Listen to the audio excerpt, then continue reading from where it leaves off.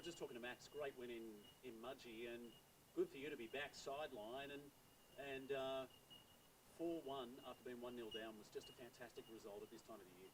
Yeah, look, it was important we got back to winning ways, and yeah, it was a massive result. We had a lot of players out. It's been a tough couple of weeks, but I think it's really important that we got the win, and it leads us into this last game before the international break. Go to Melbourne tomorrow and play Victory on Saturday. So obviously, you know, every week we go out to try and win the game, and that'll be no different this week. But I thought really proud last week. So many young players from the academy in the squad, and bodes really well for the future. So yeah, it was a big win for us. Key players back this weekend, right at the pointy end of the season. Yeah, it's really important you have your best players fit and available, and obviously Brian's back from his suspension, which was disappointing, but he's back now and he's back in contention, and so is Maresh. I thought Maresh came back from his injury. I think he's been unbelievable. I thought, you know, the 30 minutes he gave before his send-off against Wellington, he was unplayable, and yeah, disappointing that he missed the 2 games. He's spent the last couple of weeks obviously getting more training in to make sure he comes back better. And then Nectar Trantis returns back from the youth tournament over in Asia, where unfortunately they failed to progress to the World Cup stages. But to get Nectar back and Brian and Maresh is a massive boost for us going into this last game before the international break. I'm not sure if Josie asked it, but how is Jacob Farrell? Yeah, Jacob's he's going good. We saw him yesterday. Probably going to miss this weekend's game. I had a bad case of tonsillitis, so yeah, we just got to use this next 2 weeks to get him back fully fit. Dylan Wenzel-Halls has got another couple of weeks. He's in contention for tomorrow, but I think it's going to be important, firstly, that we get through this game, and then, yeah, the 2-week break's probably come at a good time to make sure we can get everybody back for the last 5 games. I mean, it's time to snap a hoodoo. That's what everyone's saying. I think Will said it's back to about 2013, 2014 at AAMI Park. Yeah, AAMI Park's not been a great place for the club. Again, I can't talk on the previous coaches. I went there last season twice, and yeah, we should have won 1 game against Melbourne City. That was taken out of our hands by officiating on the day, I should say.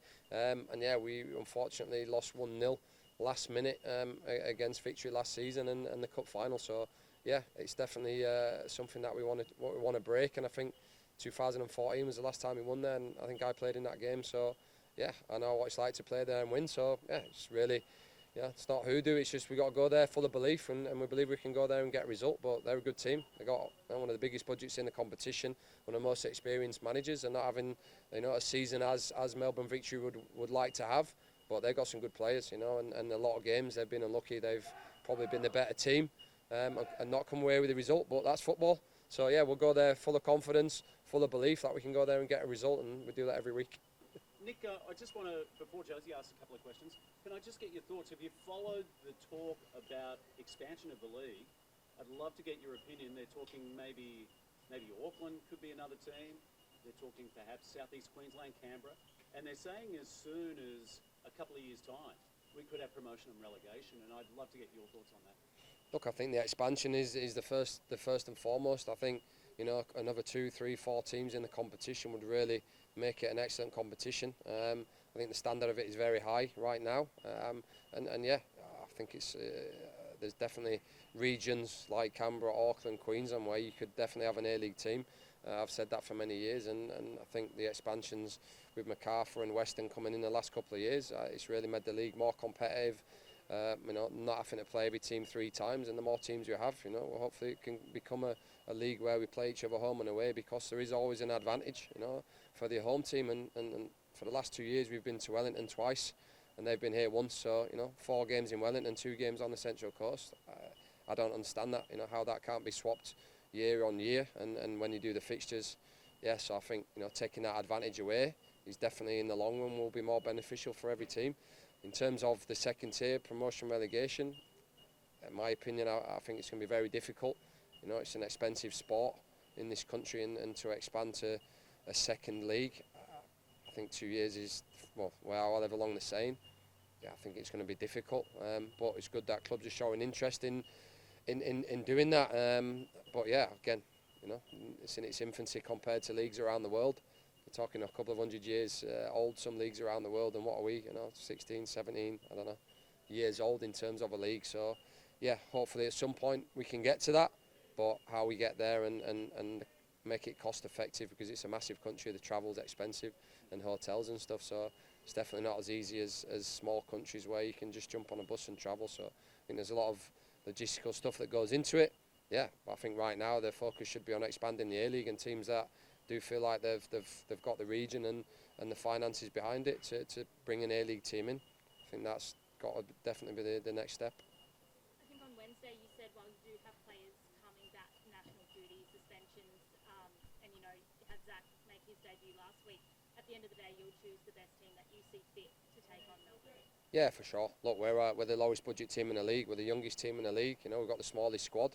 You know, but sometimes you get tested, and them times you get tested, you know, we know you've got young players like Zach and like Duarte and plenty more, and when they get the opportunity, that's a massive learning curve for them, and it's a massive experience. So look, some of them have really put their hand up to show that they've got a big future at the club.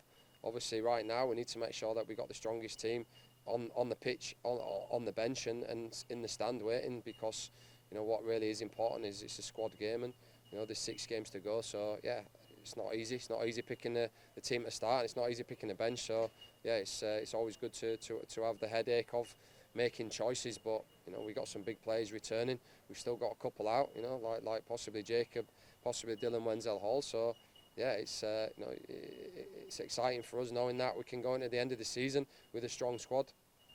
And to come back last week and win Pool 1 was something sort of, you know, what was the change room chat half time? Was there something to really ignite that fire in the bellies of the players? Look, not really. We've got a good bunch of lads. Obviously, the results the last 3 or 4 weeks, you know, we threw points away in Perth, threw points away in Wellington. So yeah, it does affect mood a little bit and confidence. But we're a young team. You know, we have a lot of confidence, and we create a lot of chances. And I always say to the boys, stick to the game plan. You know, you're going to create chances. I think we're the highest scoring team in second half history of the A-League already up to now, and there's 6 games to go. So, you know, if you do the maths, if we don't give away cheap goals in the first half, you know, the maths tell you that we'll have a good chance of winning the game. So I think the message was just stay calm, stick to the game plan. We know we're going to get chances, and be composed around the box, because that's what's probably let us down on dropping a lot of points. You know, the Wellington game at home, we had 3 or 4 one-on-ones with the goalkeeper. If we put them away, we take 3 points. Perth, exactly the same.